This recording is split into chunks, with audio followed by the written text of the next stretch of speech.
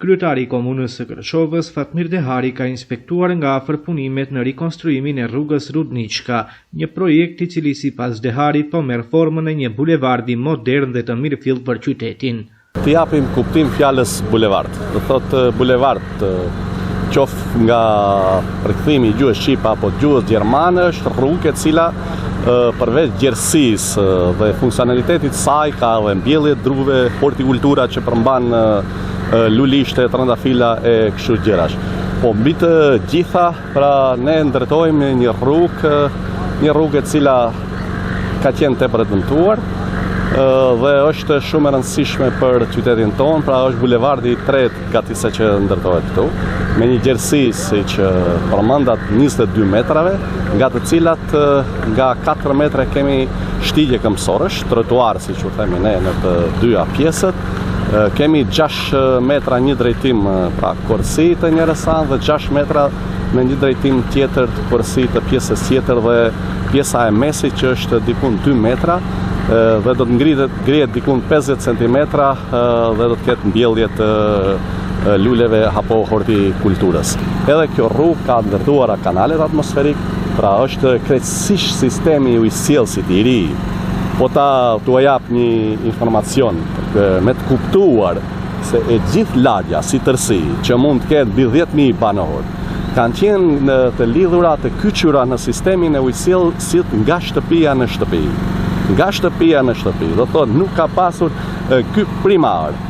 Dhe ne nuk mund ta dim atë, nuk mund ta di unë as drejtori i ndërmarrjes nëse ai informacion nuk del nga vetë ekspertët e fushës. Me të kuptuar, pra në gjithë drejtimet, edhe në drejtim të kësaj rrugë, edhe në drejtim të spitalit dhe komunës, pra lagje që është mbi 10.000 banorë, krejtësisht ka të investuar sistemin e ri të ujësjellësit dhe kyçet janë të reja drejt për drejt, pra në një sistem të ri, po ashtu edhe të rrjetit kanalizimit.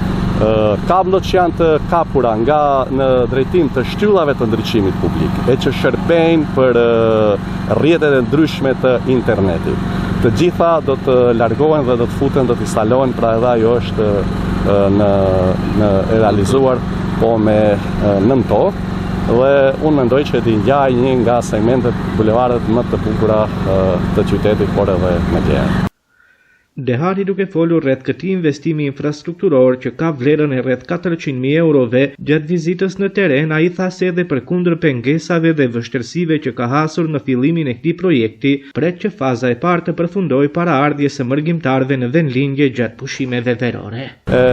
Kemi pasur vonesa, kemi pasur probleme me marrjen e lejeve përkatëse për filluar punimet e këtij projekti. Vlen të theksohet se këto mjete financiare janë të siguruara dhe të kursyeera nga banka botërore. Pra, këto mjete i kemi kursyer nga 2 rrugë tani më të realizuara, siç është ajo poshtë në drejtim të komunës, spitalit dhe që lidh rrugën magjistrale, dhe pastaj rruga nga xhamia e Rashtanit në drejtim të elektrodistribucionit EVN-s. Pra, mjetet që kemi kursyer nga ndërtimi i 2 këtyre rrugëve i realizojmë tani këtu, që kapim në vlerën rreth 400.000 euro. Projekti është në gjatësi mbi 400 metra, faza e parë deri tek hymja tani më e objektit të ri të Komunal Lecit, dhe faza e dytë do të vazhdojë në drejtim të varrezave ortodokse dhe atje poshtë do të përfundoj me një rrethrotulim të ri. Ai gjithë kjo është bulevardi, pra pavarësisht pengesave, rezistojmë, arrim të qëndrojmë dhe vazhdojmë të realizojmë. Uroj që të përfundoj së paku kjo pjesë para fluksit të ardhjes së gurbeçarëve.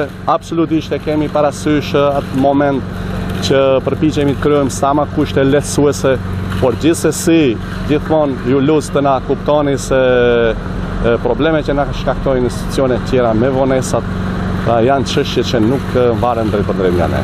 Po tani në Ministrinë e Transportit kemi pasur vonesa të mëdha, me që mjetet nga banka botërore kalojnë, apo procedura nëpërmjet të bankës botërore kalojnë nëpërmjet Ministrisë së Transportit dhe ne jemi shfrytëzues të këtij dhe hartues të këtij projekti.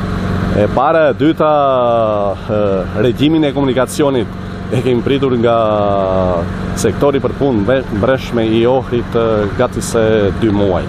gati se 2 muaj, ja kjo është regjimi i komunikacionit që shënoni për kalimin e makinave në pjesën tjetër, që të kemi funksionalitet rrugës dhe për dhe një pëlqim të këtij. Për një projekt ka shumë rëndësishëm u dashën e të presim 2 muaj. Mos harroni, projekti tjetër që filloi të realizohet nga spitali i qytetit, ju lutem ta përcjellni, deri tek rruga magjistrale për në Makedonski Brod. Edhe ajo një nga projektet më të mëdha, ndoshta më i madh se ky, për arsye edhe të rrugës atjeshme, gjatësisë rrugës dhe pastaj vlerave të asaj rrugës që ne do t'i shënojmë bashkë me ju, trotuareve, ujrave atmosferik, kanaleve, ndryshimit të rrjetit të ujësjellësit ka vlerën mbi 600.000 euro. Ministria e Punëve të Brendshme, po ashtu sektori i orit na ka ndërprer, po ashtu për shkak të regjimit të komunikacionit. Ky projekt është dashur të nisi në 1 mars, a ne faktikisht para një jave, dhe paramendoni nga 1 mars, prill, maj, faktikisht i bie gati 3 muaj vonesë. 3 muaj vonesë, a realisht mendoj se pjesa më e madhe deri tani do të ishte kryer.